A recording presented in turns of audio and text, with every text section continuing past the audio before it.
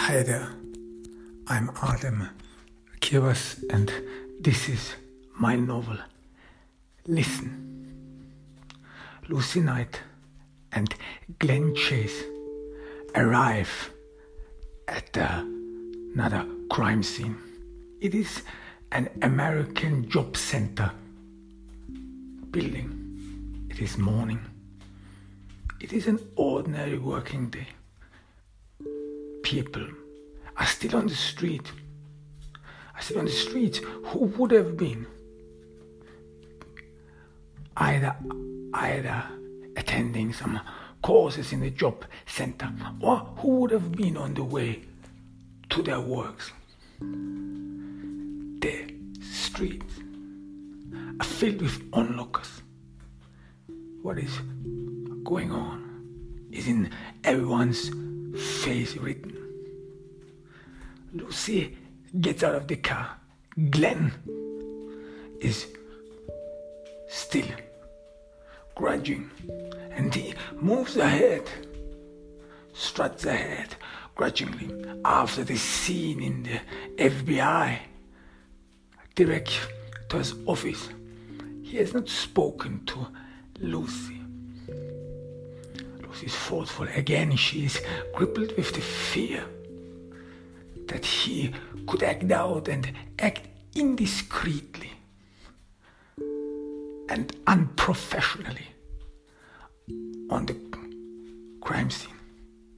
And now even more eyes are resting on her.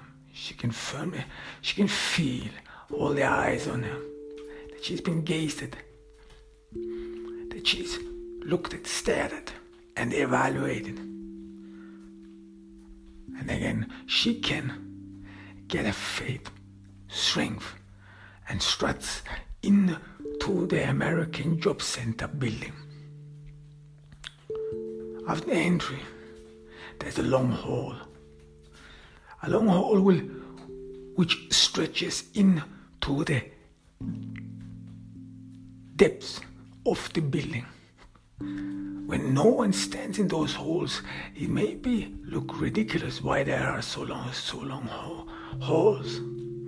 But during rush hour, Lucy assumes that probably a lot of people stand in queue in front of these different rooms, trying to improve their career. Some of them are looking for jobs, need help in applications, or are just desperate, need financial support, and so on. The average American is actually not attending these job centers. It is rather those who are unemployed, who hit, if you want, rock bottom, who cannot help themselves by their own means. Lucy walks along these long halls. It is an ordinary public building in America. The public buildings, they are somehow crumbling. They're old, need immediate renovation. Not enough money is spent on public buildings, and you can see that. You pretty much realize that this building was probably erected in the 70s and 80s, and superficial maintenance kept it up for all these years, but not more. No more room was added, even though there are long halls, even though the architects and the constructors in their foresight saw that probably a lot of people will attend and visit these public buildings, so they created ample space. But however, they couldn't have fathomed that their estimation of how many people eventually would enter these buildings, they couldn't have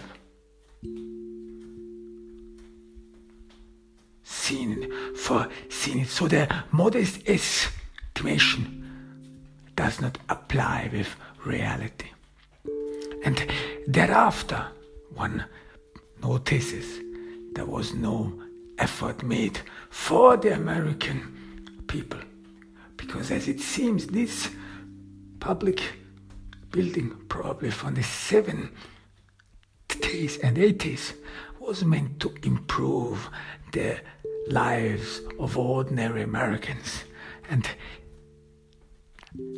thereafter, without the renovation, without anything that would have kept this public building not only going but extended it and applied it and made it compatible with the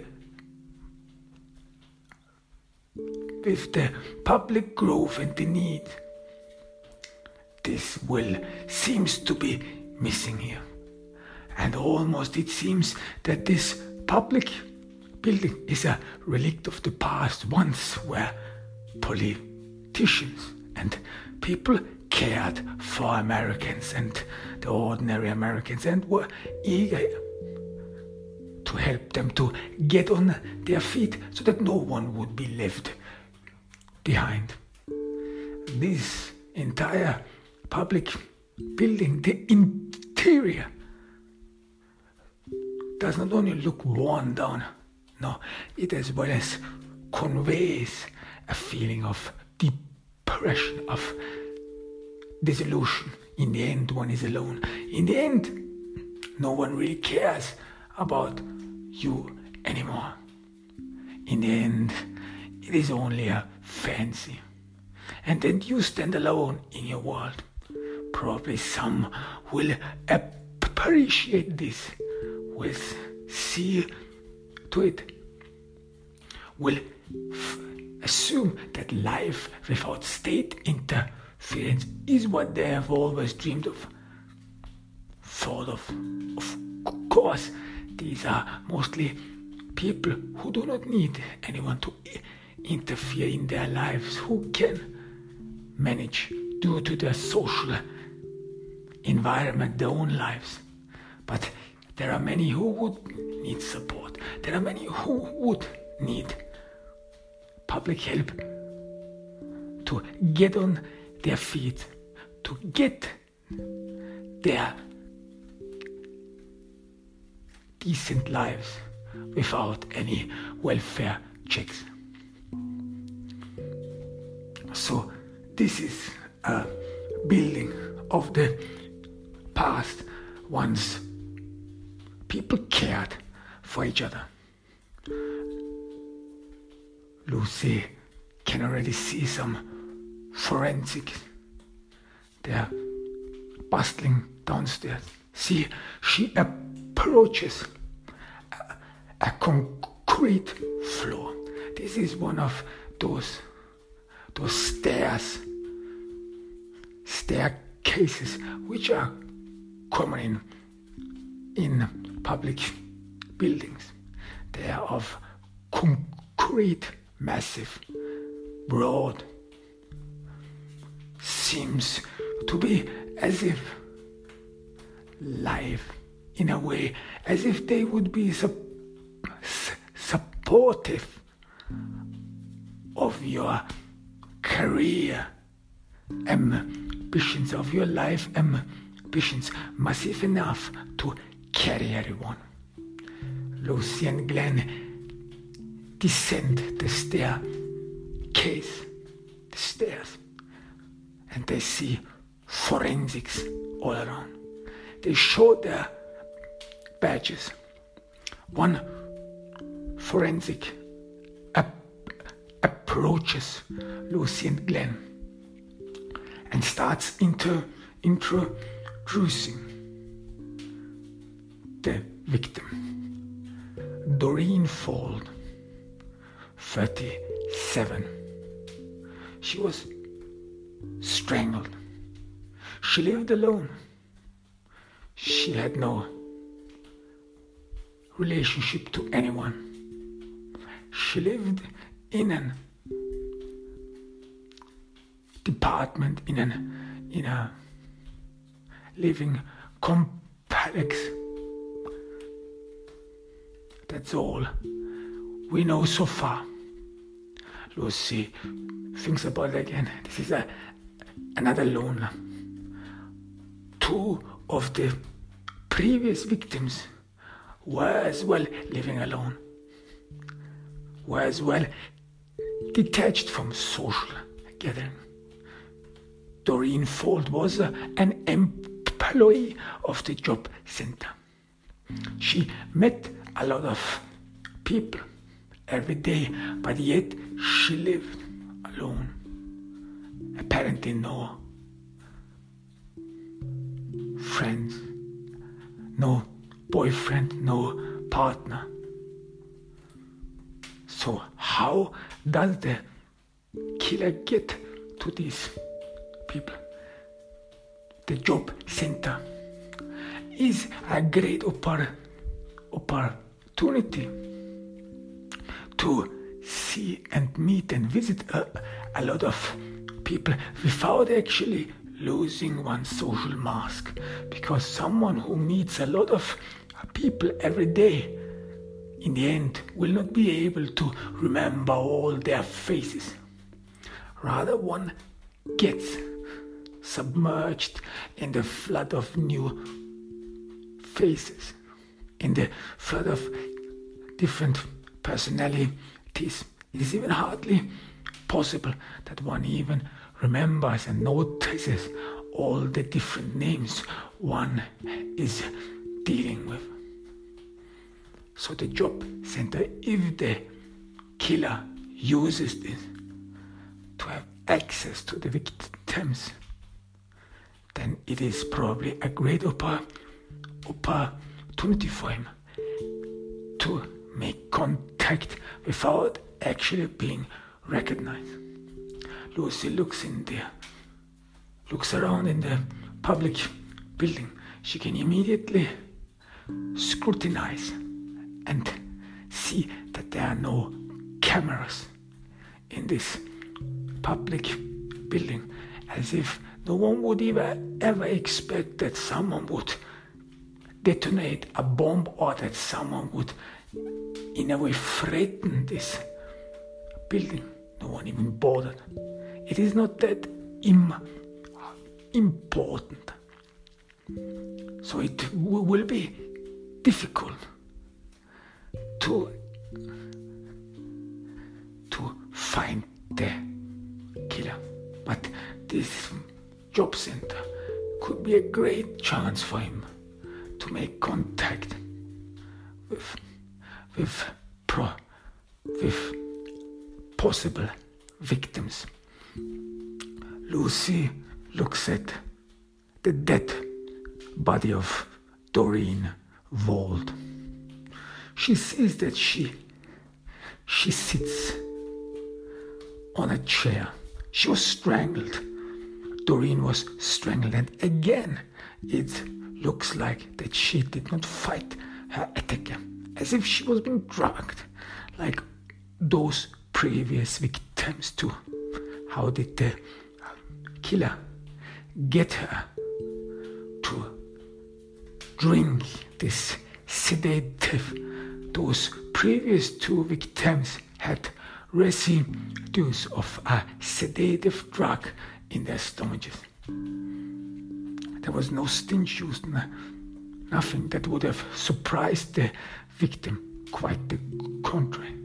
So the killer probably gave something to drink to those victims. But normally you would not take a beverage from someone you don't know, because there are some stories everyone knows, especially women. So you would be cautious not to take anything from them. So how does the killer gain their trust? And additionally, maybe why do people trust him? Or he could have mixed the sedative drugs the sedative drug into their food. But this would have mean that he has special access to their private homes, to where they are. Lucy again looks at the victim, and again it is filled with and riddled with symbolism.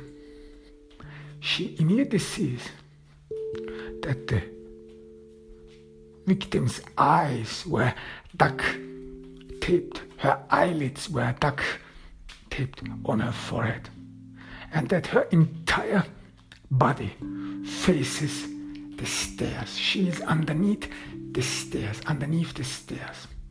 sits on a chair, is naked, and she wears shoes. Lucy tries to separate all this information in spheres and then gradually wants to understand the entire image. Firstly, she starts to analyze the staircase. These stairs of the public buildings made in the 70s and 80s, they are of solid concrete. The treads, these are the parts where some puts his foot on in order to ascend and descend the stairs. They are broad, they are very comfortable.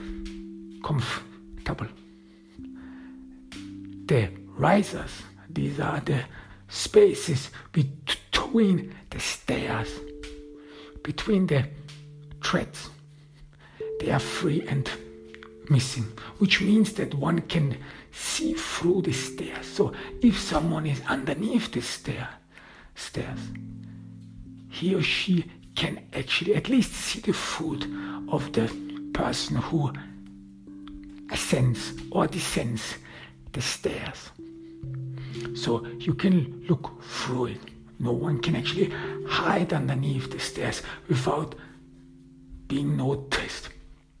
And third, that the wall stringer is missing, so that the concrete treads are fixed directly to the wall. These are public stairs. And the victim, her entire body has been turned purposefully underneath the stairs and towards the stairs, so that she sees who ascends and descends the stairs. And her eyes, they were duct-taped on her forehead. Her eyelids with duct tape were fixed on her forehead.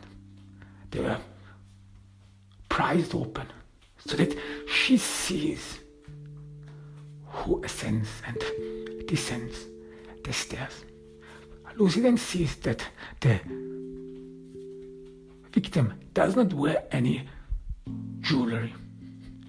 She looks around for her clothes and sees that in the corner her clothes were tossed carelessly in the corner. They lie next to her desk, an ordinary desk you find in public buildings, and on the desk is a white sheet of paper, a white sheet of paper and a pen, nothing else. They do not lie there in order meaning they are not carefully placed there, so that the pen is in exact proportion to the white sheet. they seem to be not symbolic important, only utilities, but yet part of the scene. Lucy immediately sees that because all her jewelry and everything was stripped off of Doreen, it is no coincidence that she wears shoes. The shoes are some sort of weird. They do not fit the entire image of it all. And in addition, an acid floor soap was poured over the victim. And in some places of her skin, it has seared actually her skin. So was she ointed. And Lucy turns the victim and sees that on the belly of the victim there is an upside down cross, a cross which you would mostly see in cults or in satanic rites, but this is a red cross. It is a Petrine cross. It is upside down. It is on her belly, on her womb. Lucy thinks about all this and how this may add together, what the sense of this is, and how the killer sees the world, the meaning of it all. The ascension or the descension of the staircase could be an indication for life. A stair or ladder, for that matter, is that you climb up. There's some sort of indicate a growth, personal growth, or a spiritual growth. Ascending is always associated with a spiritual growth toward heaven. The ascending of Jesus towards heaven, always you move up, and the hell is always down, descending. So this means while ascending is always positive, personal and spiritual growth, as well as it always entails a descension, personal loss or incapability, stray from the right path. So this is always combined. You have to see ascension always with descension, with the possibility that it is not possible to rise in your life, because failure in life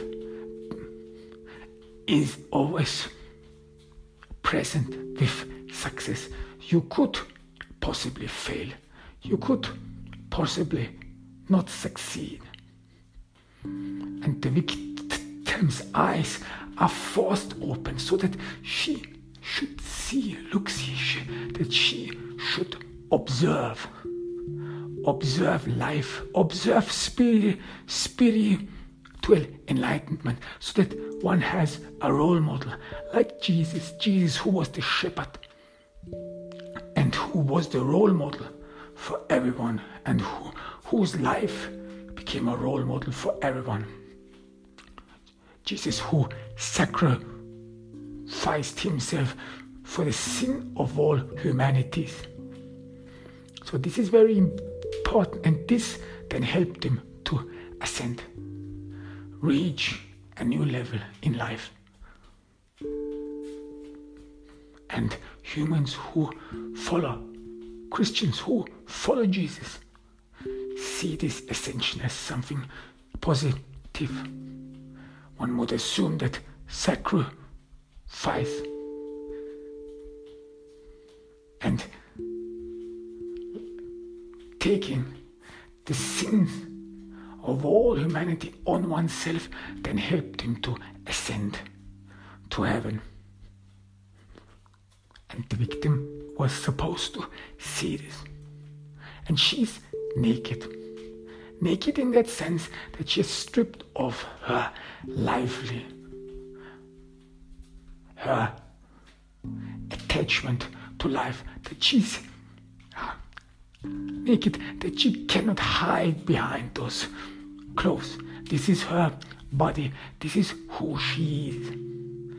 She cannot cover up. So being naked may be, in one hand, be considered as being demeaned and degraded, but as well as it means that one faces the borders and the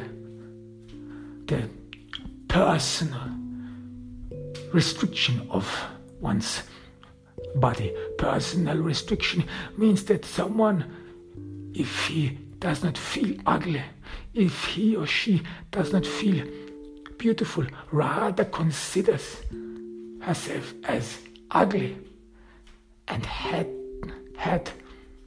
covered up her body all these lives in order not to face this ugliness, this uncomfortable ugliness. She then strips naked in order to face her fears, in order to be confronted with them and make their peace with it, with those bodily faults, make your peace with the thought that you are not perfect.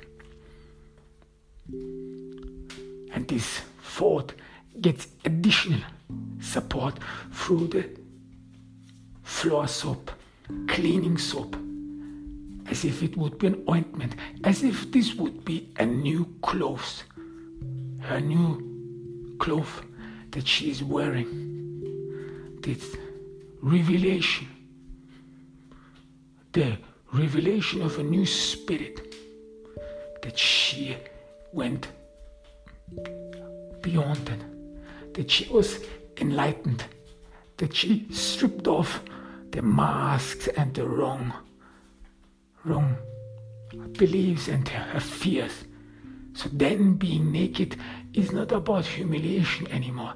It is about growth, personal growth, leaving behind the false, pretentious life. But she wears shoes.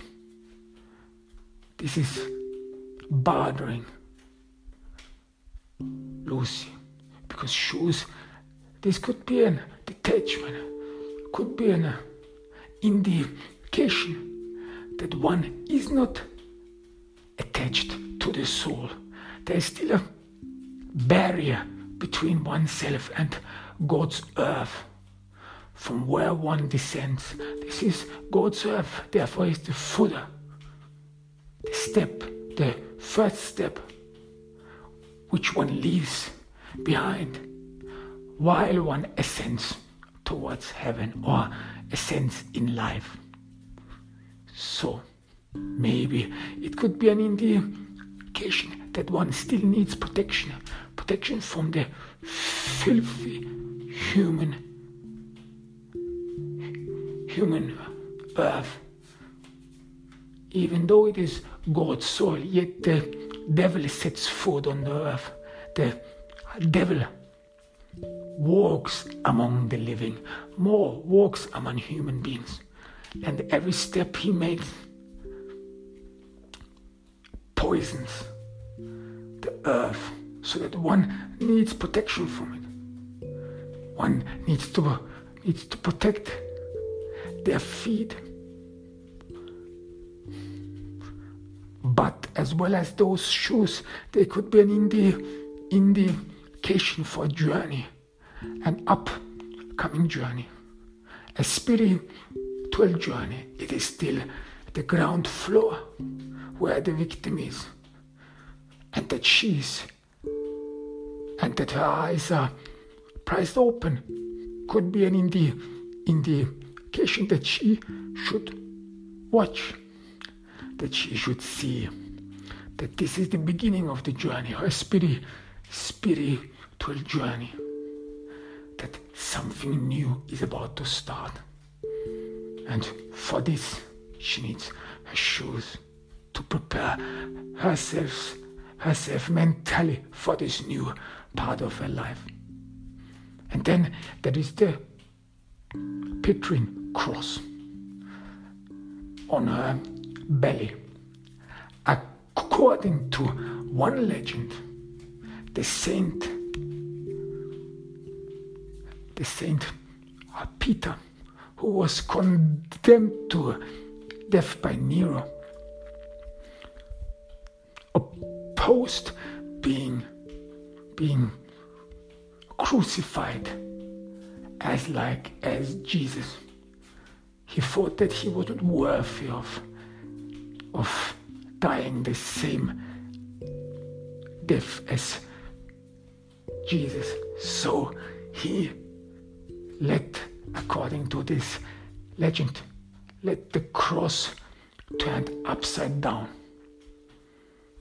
So the cross in Christian religion is an indication of humility. The upside down cross, the Petrine cross, is an indication of humility. But the cross is on her belly, on her womb, where new life starts. This is very vital. This is important. The place of the cross is crucial. So what is her belly, her womb? It is the possibility to start a new life, to give life, to descend with life, to be, if you want, the bearer of life. Some would even say that one can then be equal with God or with any saint whatsoever, because women are able to give life. But all this cross and so on means as well as sacrifice. Sacrifice in that sense, Jesus sacrificed himself. He sacrificed himself for the sin of all others. But he got eternal life in exchange, so that people get something for a sacrifice. A better life, eternal life, immortality is what one strives for. And how can someone become immortal? Either through in heaven, but as well as in this world. One can become immortal in the narrow-minded human thinking sphere.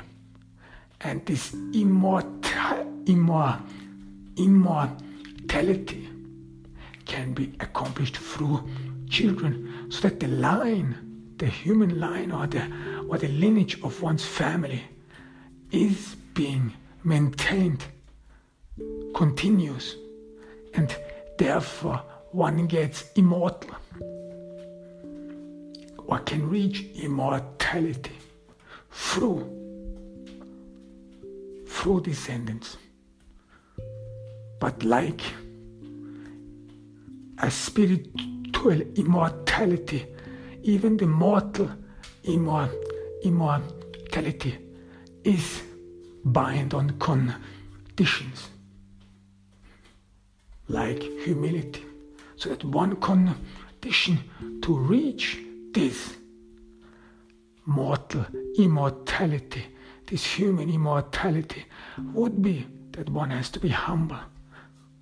Humble to bear children and therefore ascend. But how is one humble? And this needs to be learned. That's why probably her eyes are fixed on the stairs, so that the victim or that the person who seeks immortality, who wishes immortality in what form whatsoever, needs to watch others, needs to observe others in order to be able to emulate them, understand them and emulate them. Lucy looks at the desk behind the victim, the white sheet of paper and the pen. They seem part of this whole. A white sheet of paper, it could mean that through this new beginning, through this new ointment, and one's soul, which has been relieved, so that the past, the heathen life, was left behind, so that one is now an unwritten sheet of white paper. One is relieved of all his sins, and a new chapter of one's life has started. A completely new chapter, which was not written on so far, which is a blank space. It could be therefore an opportunity to start new, to forget the past, to forget one's sin. It could be as well as a new beginning because of the pen next to the blank white sheet of paper, where one writes down his future. So the future, which needs to be planning, the wishes one writes down, like one writes down for the Santa Claus what one wants for Christmas. Those intentions one has to improve their lives. All is possible. So all is possible because one is living in the future, not in the past anymore. All the sins, all the lives, all the life one has lived before is now left behind, is in the past now.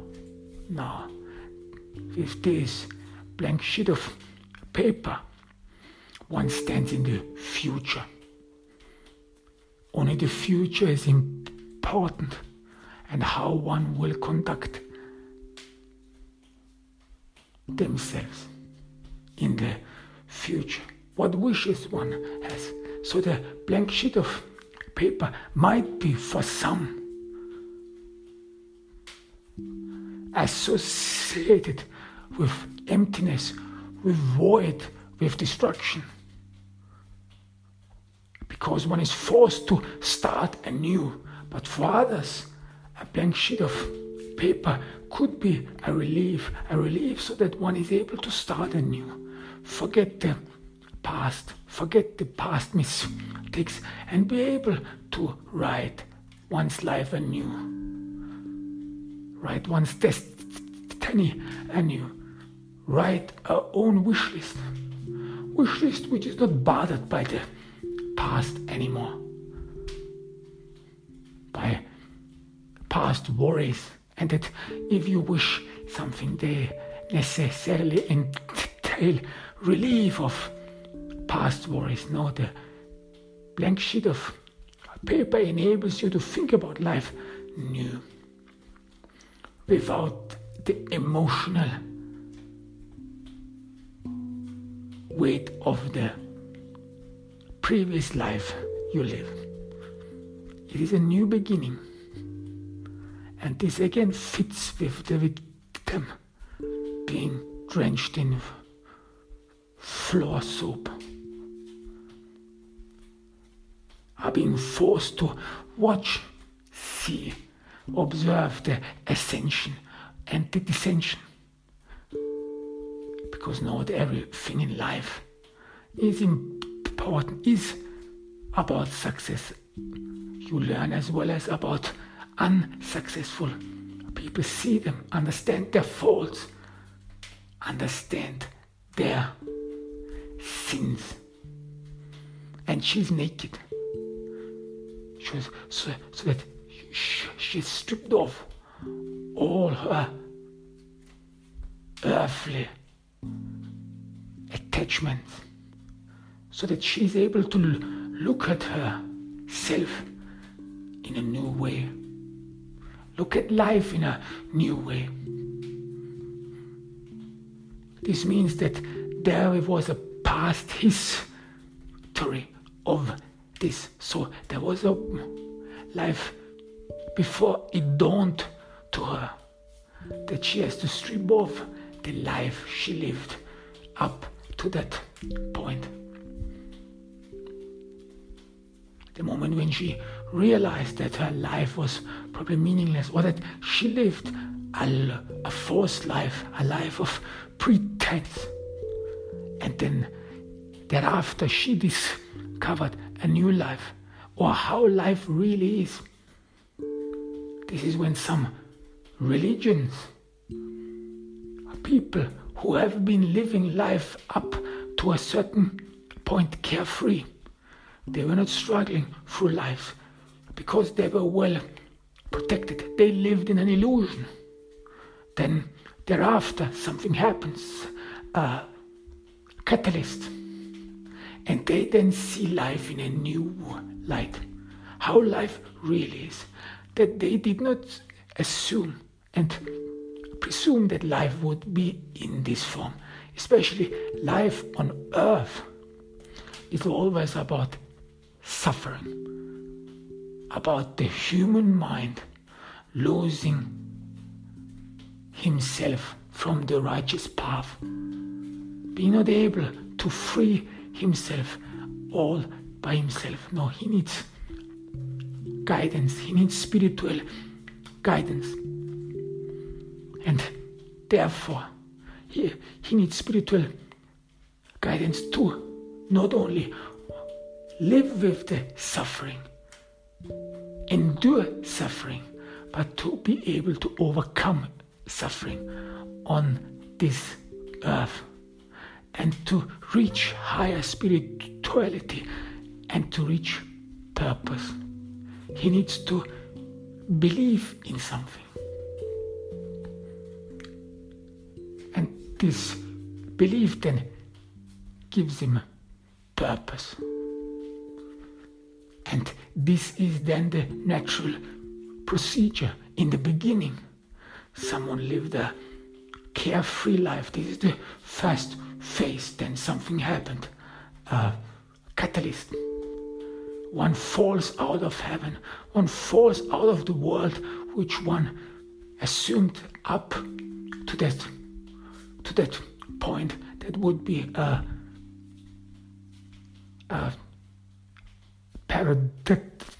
paradise. This is the very form of the Genesis. In the beginning, Adam and Eve lived a carefree life without worries. They were living in God's garden. But then something happened. They were coaxed by the devil, or they rather discovered desire and the will to break out of confinement. God had given Adam and Eve a free will, but he had built it on a condition that they should not eat from the tree of sin. But they did. So this was the original sin, the first sin which threw humanity out of heaven. And from that point on, humanity was doomed to to redeem their sins, to accomplish or regain the entry to heaven. Humanity had to prove themselves. And all ascension pretty much starts with this feeling, with this pathway. In the beginning, one assumed that life is beautiful. Then something happens, a catalyst. One discovers something. And this new discovery is life-changing. One looks at life in a different way. Thirdly, then this discovery has a consequence. A consequence one has not thought about. One gets miserable. One has to live a wretched life like Adam and Eve, who had to live on earth from that point on. And then one understands his own plight, his own misery, and one wants to overcome this suffering, this wretched life, in order to reach higher enlightenment, in order to reach God's paradise again.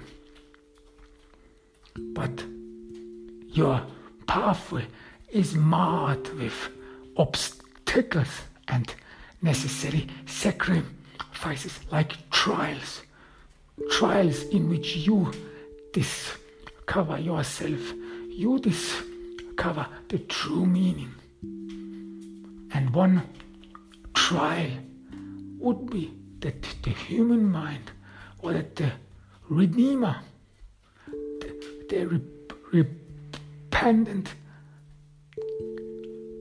believer, makes his peace with him being a human being, with him being mortal, with him making a peace with who he is,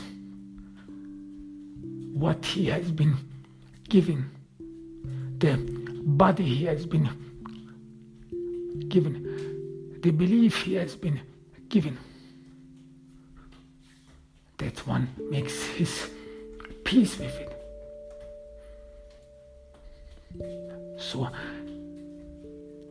that one strips himself from all pretense and sees himself in a new light, in a new mirror, in a new spiritual mirror. And this indicates the readiness for the journey ahead, for the spiritual journey ahead, the ascension, the first step towards immortality. Of course, the path can be, if you want, an intersection. Either one strives for immortal ascension, so that one reaches God's paradise, or one strives for mortal ascension. One is able to maintain and nourish the lineage, human lineage, and therefore in the human mind reaches immortality.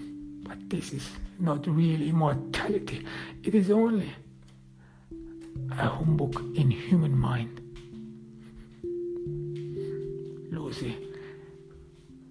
Lucy again sees over and scrutinizes the crime scene. The entire crime scene is about someone learning about life. It is as if someone is forced to observe, to understand. It is, if you want, a pre-education. Even though Doreen was 37, she apparently still needed some ground,